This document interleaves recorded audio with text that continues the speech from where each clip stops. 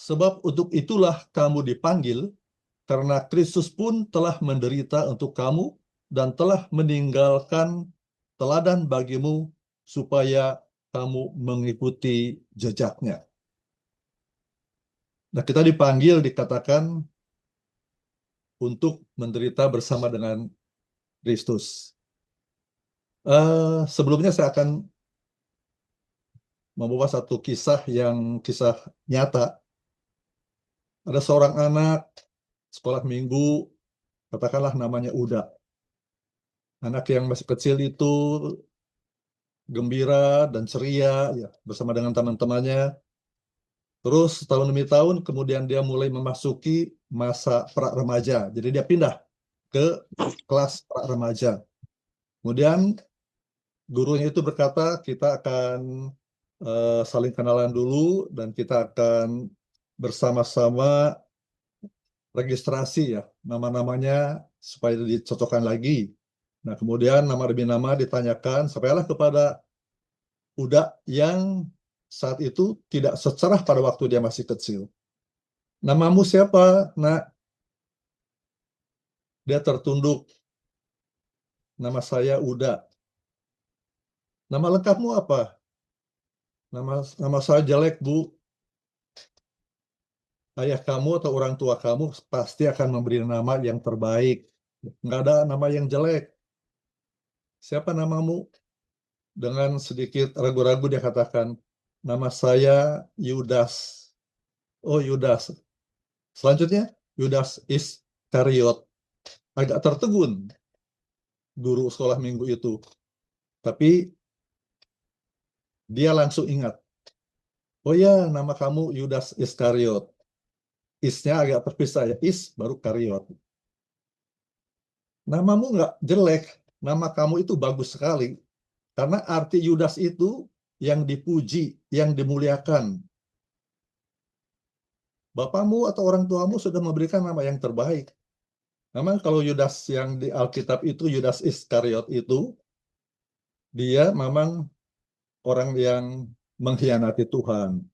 Tetapi ingatlah, nama kamu itu artinya kamu dipuji, kamu dimuliakan. Jadi jangan kamu murung, bersukacitalah. Ayahmu sudah benar memberikan nama itu. Nah, anak itu mulai kelihatan mukanya lebih cerah, lebih eh, tidak lagi murung.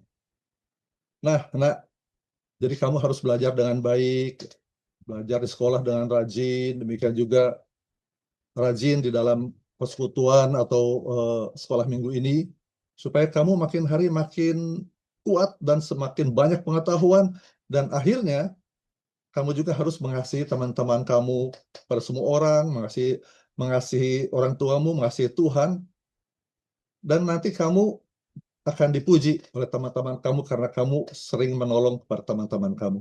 Nah, bahkan kelak, mungkin kamu satu kali kelak kamu akan menjadi orang yang dimuliakan. Jadi berbesar hatilah dan ingatlah bahwa Tuhan punya rencana yang indah bagimu. Nah, Bapak Ibu dan saudara-saudara sekalian, memang kalau kita mendengar bahwa anak itu diberi nama Yudas Iskariot, memang pikir, wah, berani juga nih orang tuanya. Tetapi orang tuanya mengerti bahwa arti Yudas itu kelak itu anaknya itu akan dipuji dan dimuliakan dan menjadi teladan bagi orang yang lain. Nah, Bapak Ibu dan saudara-saudara sekalian, kita kembali kepada eh, topik kita, yaitu berbicara mengenai teladan Kristus. Mengenai berbicara mengenai teladan Kristus, maka banyak sekali saya ada tulis, walaupun tidak semuanya. Berbicara mengenai teladan Kristus itu pasti kita semua sudah tahu bahwa dia itu adalah seorang yang lemah lembut, seorang yang rendah hati, lurus, kemudian juga tulus, berintegritas dan tidak sombong, kemudian care sama orang-orang yang miskin. Dia berdoa terus dan bahkan menyembuhkan yang sakit, bukan saja menyembuhkan yang sakit juga, tetapi bisa Tuhan Yesus itu membangkitkan yang mati, bahkan memberi makan 5.000 orang, 4.000 orang. Banyak sekali yang Tuhan Yesus kerjakan. Dia suka berdoa. Setiap pagi dia pergi ke Getsemani untuk berdoa. Ataupun di mana dia ada, dia pasti berdoa. Nah, Bapak, Ibu, dan saudara-saudara sekalian, banyak hal yang ada di dalam eh, teladan Kristus itu yang harus kita pandang dan kita ada dalam kehidupan kita masing-masing. Bukan saja rajin berdoa, tetapi juga mengajar. Nah, bagaimana dengan kita? Apakah bisa kita mengikuti teladan daripada Kristus? Nah, mungkin ada yang berkata, bisa, bisa. Tapi juga mungkin ada yang berkata, wah, karakter saya keras, saya tegas. Bagaimana saya harus merendahkan diri? Atau saya harus lemah lembut? Itu bukan karakter saya. Barangkali ada orang yang berkata seperti itu. Tetapi ketika kita berusaha untuk mengikuti teladan Kristus, banyak yang gagal ya, Bapak Ibu dan saudara-saudara sekalian. Ya, kita nggak usah bicara untuk kita memberi makan 5.000 orang, 4.000 orang, atau berjalan di atas air. Kehidupan sehari-hari lah, yaitu berdoa, baca firman Tuhan, dan juga dikatakan Yesus itu senantiasa mengasihi banyak orang, care kepada orang-orang yang lain. Nah, kita bagaimana? Kadang-kadang kita gagal ya untuk care kepada keluarga kita, anak-anak kita, kepada teman-teman kita. Karena ego kita, yang kita merasa bahwa kita lebih benar dari yang lain. Mungkin kita punya kekayaan. Kita merasa bahwa kekayaan itu kekuatan kita, sehingga kita menjadi sombong. Dan kita gagal untuk mengikuti teladan daripada Kristus. Banyak hal. Terpujilah kita kalau kita semua bisa mengikuti teladan daripada Kristus. Nah, Bapak, Ibu, dan saudara-saudara sekalian, Yesus itu tidak berbuat dosa. Kalau kita membaca ayat yang ke-22. Ayat 22 bagian A dikatakan, ia tidak berbuat dosa dan tidak tipu tidak ada dalam mulutnya. Nah, Bapak, Ibu, dan saudara-saudara sekalian, ada satu ungkapan yang saya tulis di sini, posse non peccare. Posse non peccare. Bisa tak berdosa. Ada lagi satu lagi, posse peccare. Bisa berdosa. Bapak, Ibu, dan saudara-saudara sekalian, Tuhan Yesus dikatakan dia tidak berbuat dosa. Nah, bagaimana dengan kita? Pak, kita mengatakan, aku tidak berdosa. Berani kita mengatakan kita tidak berbuat dosa? Puji Tuhan kalau saudara bisa mengatakan aku tidak berbuat dosa. Tapi nyatanya banyak orang juga masih berbuat dosa.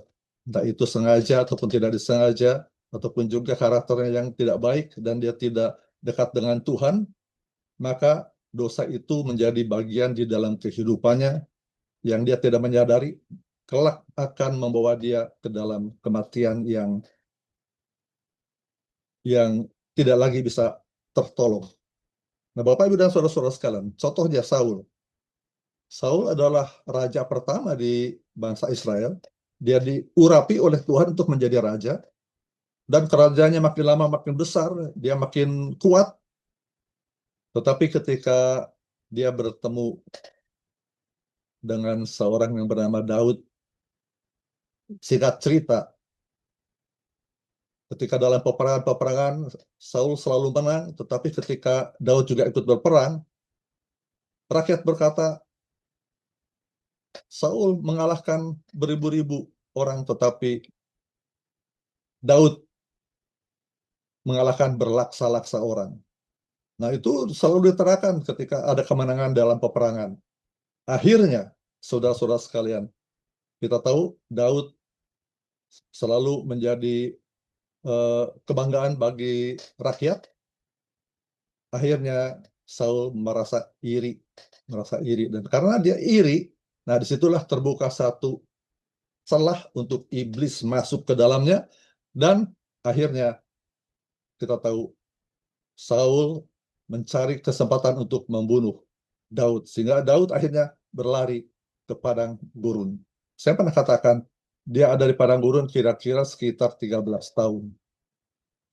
Tidak ada dalam Alkitab, tapi ada orang yang menghitung barangkali seperti itu. Dia katakan ada 13 tahun. Daud di padang gurun berpindah-pindah karena dikejar oleh Saul. Bapak dan saudara-saudara sekalian, akhirnya karena perbuatan jahat dari Saul itu, berkat Tuhan, urapan Tuhan itu diambil daripadanya dan dipindahkan kepada Daud. Dan akhirnya Daud menjadi seorang raja menggantikan dia. Bapak Ibu dan saudara sekalian, Saul tewas dengan cara yang sangat mengerikan sekali. Bapak Ibu dan saudara sekalian, itu satu contoh. Contoh yang pertama. Nah, yang kedua, teladan Kristus itu sesuai dengan ayat yang tadi kita baca dalam 1 Petrus 2 ayat 21 tadi, bahwa Kristus telah menderita untuk kamu dan telah meninggalkan teladan bagimu supaya kamu mengikuti jejaknya. Nah, kalau kita yang pertama tadi teladan Kristus, hal-hal yang baik, kita dengan sukacita mungkin mengikutinya. Walaupun mungkin ada kegagalan, dan kalau kita kembali ingat bahwa Tuhan sangat mengasihi kita, kita kembali lagi. Tetapi yang kedua ini dikatakan teladan Kristus, di mana dia menderita, kita harus mengikuti teladan daripada Kristus, menderita. Kalau kita baca di ayat sebelumnya, ayat 20, sebab dapatkah disebut pujian jika kamu menderita pukulan karena kamu berbuat dosa, tetapi jika kamu berbuat baik dan karena itu kamu harus menderita, maka itu adalah kasih karunia pada Allah. Nah, justru kasih karunia Allah itu ketika kita menderita. Kita mungkin berpikir, kita menderita kok kasih karunia Allah ya? Tuhan sebetulnya punya rencana yang indah ketika kita ada di dalam penderitaan.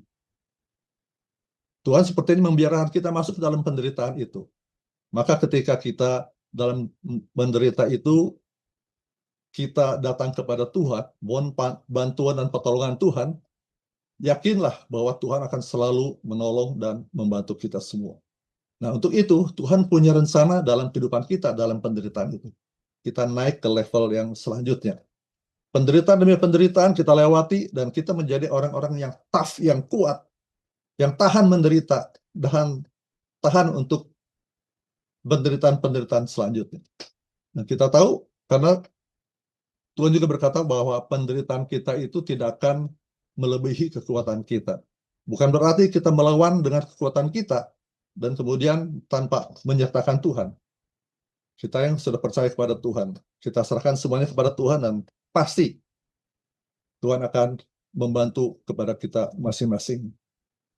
Kasih karunia, jadi dalam penderitaan itu Tuhan punya rencana yang indah bagi kita masing-masing karena kasih karunia-Nya itu. Tapi lain dengan Tuhan Yesus. Tuhan Yesus itu sudah tahu bahwa dia akan menderita. Dia akan disiksa, disalib, bahkan luar biasa penderitaannya. Itu semua dia seperti sudah melihat dalam satu film, kejadiannya akan seperti itu. Kalau kita kan kita tidak tahu. Besok, lusa, atau kapan kita menderita, kita pasti tidak tahu. Walaupun pasti kita akan mengalami penderitaan itu. Tetapi Yesus sudah tahu bahwa dia akan sangat menderita, dia dipukul, dihina, disiksa, dicambuk. Cambuknya bukan cambuk biasa, cambuk yang mempunyai besi yang tajam seperti itu. Sehingga begitu nempel di badannya, ditarik, wah itu lukanya luar biasa. Kalau cuma sekali mending lah, berkali-kali. Kalau kita lihat film The Passion ya, itu digambarkan seperti itu. Nah, itu yang akan dialami oleh Kristus. Dia harus berjalan memikul salib sepanjang 600 meter dari istana, kemudian dia berjalan terus naik. Walaupun 600 meter kalau kita jalan kaki, olahraga, enteng sekali ya. Saya tiap hari itu kira-kira minimal 3 km. Kalau saya sedang kuat ya saya bisa 6 km, bahkan sampai 8 km. Ini 600 meter tapi sambil memikul salib. Salibnya bukan cuma 1 kilogram, ya. Itu berat sekali. Sampai terjatuh dan berhenti berkali-kali. 9 kali dikatakan dalam firman, dalam Alkitab. Walaupun ada dikatakan bahwa 14 kali. Nah, dalam penderitaan seperti itu, maka Yesus merasa ngeri dan merasa takut karena dia akan menghadapi hal-hal seperti itu. Dan yang paling berat yaitu murka Allah atas dosa-dosa umat manusia itu yang ditanggungkan kepada Yesus. Bayangkan, dia yang tidak bersalah tetapi harus menanggung dosa-dosa seluruh manusia. Itu pasti tidak akan tertahankan.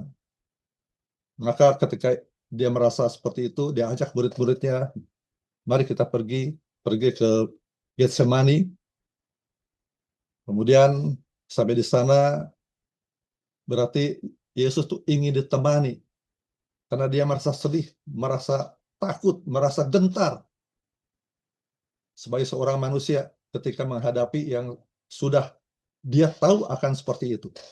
Bahkan dia akan mati di kayu salib, disalib. Nah, Bapak dan Saudara sekalian, akhirnya Yesus mengajak 3 orang muridnya yang mungkin paling dekat, Petrus, Yakobus, dan juga Yohanes. Berjalan lebih jauh lagi, kemudian dia berkata, tunggulah di situ, aku mau berdoa. Dia maju sedikit, dia berdoa dengan sungguh-sungguh. Dia berdoa karena dia punya beban yang sangat berat. Dan dikatakan bahwa ketika dia berdoa, berpeluh seperti tetesan-tetesan darah. Apakah kita pernah berdoa sampai seperti tetesan-tetesan darah itu? Kadang-kadang kita mungkin berdoa, ya sudah menjadi kebiasaan. Tidak terlalu sungguh-sungguh kita berdoa. Bahkan kalau makan, kita berdoa, setelah itu ngobrol sebentar, terus berdoa lagi. Lupa dia sudah berdoa. Jadi tidak sungguh-sungguh. Tetapi ketika kita ada dalam masalah, baru kita mencari Tuhan dan berdoa dengan lebih sungguh-sungguh. Oleh sebab itu, maka Tuhan perkenankan juga kita untuk ada dalam penderitaan, supaya kita selalu ingat bahwa kasih karunia Tuhan begitu besar bagi hidup kita masing-masing. Sekalipun kita ada di dalam penderitaan.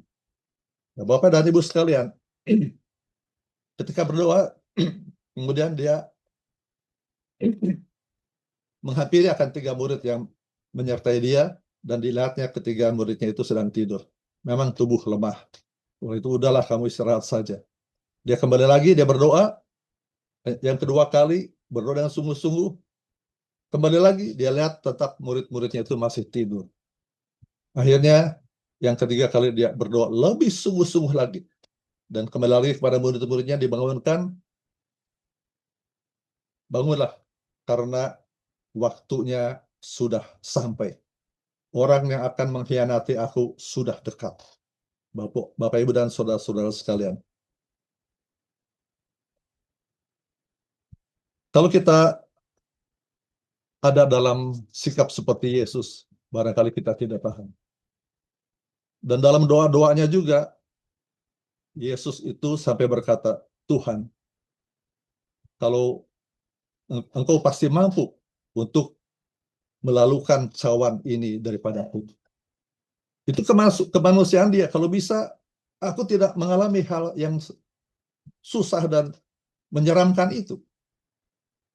Tetapi dia berkata, karena ketaatannya kepada Bapa, dia katakan, bukan kehendakku yang jadi, tetapi kehendakmu lah yang jadi, Bapa. Nah, itulah integritas dari seorang Yesus Kristus. Dia taat kepada Bapaknya, walaupun dia harus mengalami begitu kesulitan dan aniaya dan penderitaan yang besar. Nah, Getsemani itu merupakan bukan saja pertempuran, tetapi di Yesus itu pergumulan yang sangat berat. Karena dia akan menghadapi hal-hal yang sangat di luar batas kekuatan manusia. Nah, Bapak Ibu dan saudara-saudara sekalian, bersyukurlah akhirnya Kristus kemudian dia ditangkap, disiksa benar-benar sesuai apa yang sudah dia tahu, kehidupan yang sangat sulit dan sukar. sampai dia mati di kayu salib. Kita bersyukur ketika dia dikuburkan, 3 hari kemudian Kristus bangkit. Dia telah mengalahkan kematian. Nah, untuk itu dikatakan juga dalam firman Tuhan bahwa kita juga setelah menderita, kita juga akan dibangkitkan bersama-sama dengan dia, seperti Kristus dibangkitkan. Nah, untuk itulah kekuatan kita ketika kita tahu bahwa kita pun yang berdosa. Seharusnya kita yang disalib, tetapi kasih karunia Tuhan, bahkan dia yang menanggung dosa-dosa kita, dan kita menjadi orang-orang yang nanti mendapatkan kasih karunia-Nya berserta dengan Tuhan di surga yang permai, yang tidak pernah dialami oleh orang-orang yang tidak percaya kepada Tuhan. Jadi Bapak Ibu dan Saudara-saudara sekalian, kita baru saja menyelesaikan seluruh acara Paskah sampai kami ada acara yang cukup panjang dalam acara Paskah itu sampai kita doa 10 hari, dan hari Minggu kemarin adalah puncaknya, di mana kami membawa buah-buahan untuk dibagi-bagikan. Ternyata yang bawa buah itu banyak sekali sampai berlebihan. Yang datang cukup lumayan 300 lebih, sampai kata panitia WA ke para pengurus dan majelis dan pengurus jangan makan dulu, takut kehabisan karena yang datang itu melebihi ekspektasi panitia. Tapi ternyata ketika kita makan malah masih berlebih, Bapak Ibu dan Saudara sekalian. Luar biasa ya. Nah, saya ingin berkata bahwa bagaimana kita mampu untuk mengikuti teladan Kristus yang bagian kedua tadi. Yang pertama mungkin lebih mudah lah ya. Tetapi yang kedua harus menderita seperti Kristus. Mungkin banyak orang yang mundur. Wah, ternyata jadi orang Kristen kok susah, harus menderita. Tetapi kita tahu bahwa di balik penderitaan itu semua ada kehidupan yang kekal bersama Kristus, yang dimana tidak ada kertas gigi lagi, tidak ada lagi kesulitan, tetapi semuanya kita bersukacita. Nah, untuk itu apa yang harus kita kerjakan, Bapak Ibu dan Saudara sekalian? Saya cepat saja. Yang pertama itu kita harus percaya dan dengan sungguh-sungguh pada Yesus Kristus. Kita harus melekat kepadanya, bahkan juga dikatakan setiap hari kita itu harus selalu mohon pertolongan Tuhan dan dekat dengan Dia. Mengenal Tuhan dengan lebih baik. Hari demi hari kita harus lebih mengenal Tuhan lebih baik.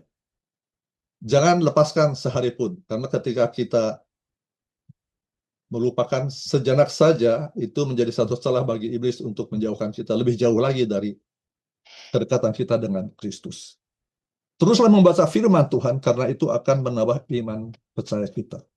Nah, dengan membaca firman Tuhan, kita ikut di dalam ibadah-ibadah, itu akan membuat kita menjadi orang-orang yang makin hari makin menyerupai Kristus. Nah, kalau kita berbicara mengenai kita akan serupa dengan Kristus, itu tidak mudah. Ada proses yang cukup panjang.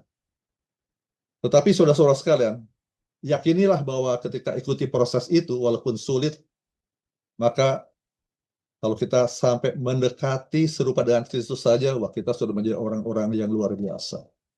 Integritas kita menjadi contoh dan teladan bagi semua orang. Kemudian berdoa dengan sungguh-sungguh, dan mungkin kita tidak sampai berdarah-darah kita berdoa ya, tapi dengan doa yang sungguh-sungguh disampaikan kepada Tuhan, segala sesuatu pun kita serahkan kepada Tuhan. Apalagi kalau kita ada masalah. Sekarang banyak sekali masalah. Ada orang yang kehilangan pekerjaan, ada orang yang sulit di dalam ekonomi, bahkan juga pajak yang seolah-olah lebih memberatkan kita lagi, dan ada banyak hal yang membuat kita makin khawatir menghadapi hari demi hari itu. Bahkan kalau kita membaca medsos itu, saya sekarang nggak percaya lagi dengan medsos karena banyak hoax-nya.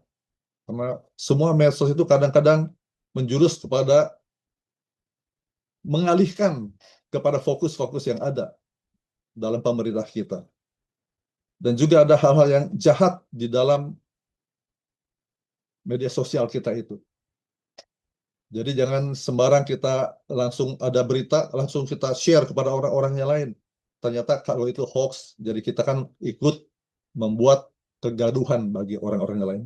Kalau ada hal-hal yang baik, nah itu baru kita boleh share. Tetapi hal-hal yang tidak baik sebaiknya tidak usah share.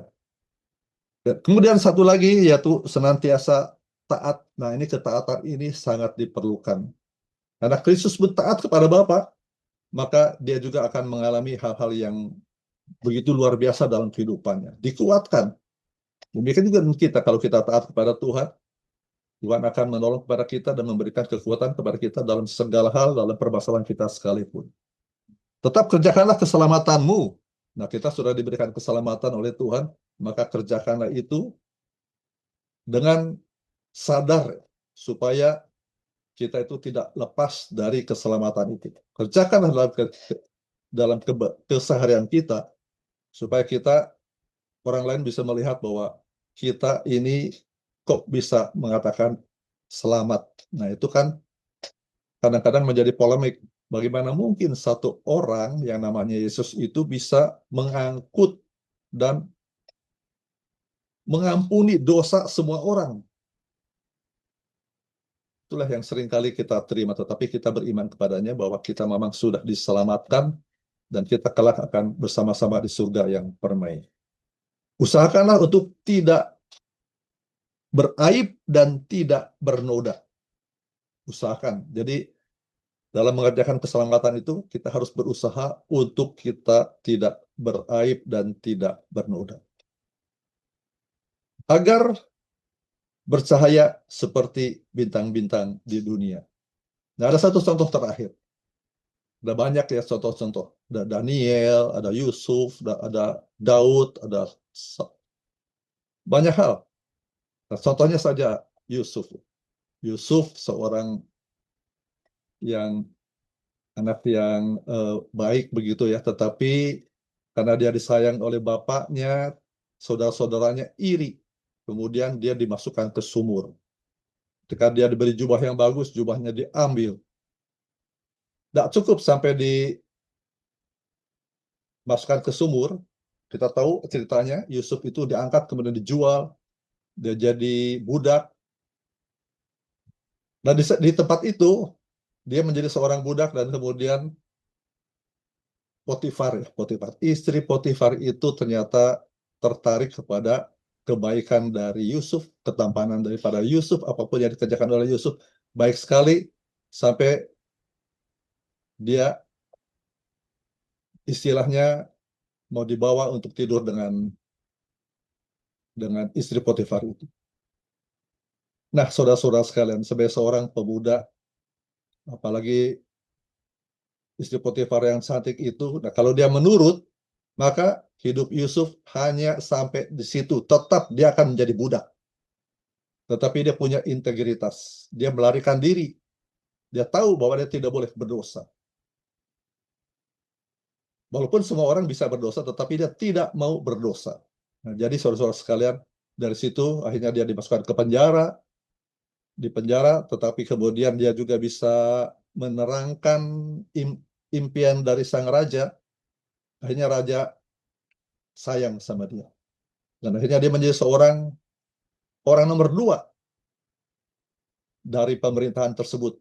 Bahkan sampai keluarganya pun datang, dibawa semua, bahkan menjadi orang-orang yang mestinya Yusuf itu bisa membalas kepada keluarganya, tetapi tidak. Dia mengasihi dan akhirnya happy ending. Happy ending. Jadi Bapak Ibu dan saudara-saudara sekalian, kita harus punya kasih yang seperti kasih yang Tuhan berikan kepada kita. Punya integritas, yaitu hati yang baik, kesucian hati, hati yang selalu ingin keteguhan hati ya. Nah, untuk itulah maka integritas itu akan menjadi bagian yang terindah dalam kehidupan kami. Hari Jumat dan Sabtu itu gereja kami mengadakan kaum pria mengadakan pertemuan camp di sana dengan 5 gereja Islam Masih yang ada di Jakarta ini dan Jabotabek. Maka yang hadir di situ ada 98 orang, puji Tuhan. Semua pembicara, semua yang berbicara mengenai perdagangan ataupun entrepreneur itu saling mengisi luar biasa. Nah, berbicara itu temanya itu integritas yang berdampak. Nah, jadi Bapak Ibu dan Saudara sekalian, itu juga harus menjadi bagian dalam diri kita masing-masing. Integritas kita juga harus berdampak bagi orang-orang yang lain. Nah, setelah selesai pertemuan di sana itu, kami semua bersuka cita. Rasanya kurang sekali hanya 2 hari itu. Dan itu baru pertemuan pertama dari kaum pria yang bergabung bersama-sama 5 gereja itu. Maka sukacita kita luar biasa dan selalu beberapa waktu ini menjadi perbincangan bahwa ingin lagi mengadakan hal-hal yang bermanfaat seperti camp tadi. Jadi Bapak Ibu dan Saudara sekalian, jagalah hatimu dengan segala kewaspadaan karena dari situlah terpancar kehidupan. Amsal 4 ayat 23. Jadi hati kita tuh harus selalu diperbaharui. Ya, minta Roh Kudus untuk memperbaharui hati dan pikiran kita tiap hari supaya jangan sampai kita tertipu oleh iblis. Dunia ini adalah kuasa daripada iblis yang dengan segala sesuatunya ingin menjauhkan kita daripada Tuhan. Ketika Lady Gaga mengadakan satu konser, 2,5 juta orang yang hadir, bayangkan begitu banyak, dan banyak orang Kristen di situ, anak-anak muda, wah luar biasa itu pertemuan itu. Tetapi itu bukan sekedar konser, itu adalah satu ritual dalam iblis ya, di mana salib dibalik, mana kemudian ada darah, ada apa segala macam, nyanyinya jingkrak-jingkrak, itu adalah ritual untuk menyembah setan. Nah, anak-anak muda itu wah menari-nari, dia lupa bahwa itu dia ikut di dalam satu liturgi yang dikuasai oleh setan. Jadi Bapak Ibu dan Saudara-saudara sekalian, itu bukan bagian daripada kita. Jadi tolonglah kepada anak-anak kita, kita tolong supaya mereka sungguh-sungguh juga bisa taat kepada Tuhan, karena makin hari makin jahat dunia ini. Biarlah mereka juga beriman, mengalami Tuhan, sehingga keluarga kita menjadi keluarga yang akhirnya memuliakan nama Tuhan.